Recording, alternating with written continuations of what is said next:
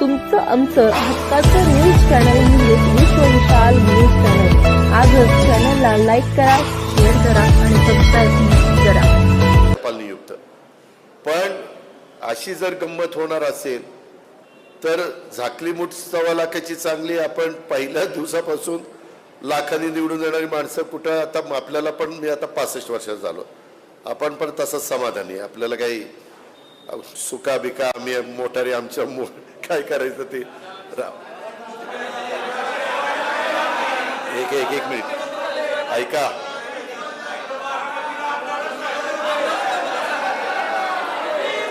एक मिनिट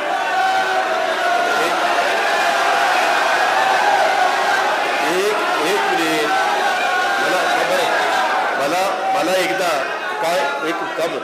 काय होतं, जिथं पिकतं, एक मिनिट, जिथं पिकतं,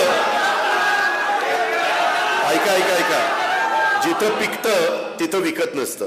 तुम्ही एक गोष्ट लक्षात घ्या। तानाजीराव एक मिनिट, एकदा काय झालं पाहिजे, बारामतीकरांना कोणतरी मी सोडून आमदार मिळाला पाहिजे, आणि मग तुम्ही माझी 91 ते 2024च्या माझ्या कारकिर्दीची तुलना करा आणि त्या माणसाची कारकिर्दी, त्याच्यामध्ये तुम्हाला काय ते खोटं नाही सांगत। कार्यकर्त्यांनो नीट लक्षात घ्या, काय बघता रस्ता न सांगता रस्ता होतोय। एक मिनिट, न सांगता पिण्याच्या पाण्याच्या योजना होत आहेत करोडो रुपयाच्या। आता किती कोटीच्या योजनेची कामं चाललीत माहितीये? 750 कोटी बारामती शहर सोडून। कशाला म्हणतात 750 कोटी? त्याच्यामध्ये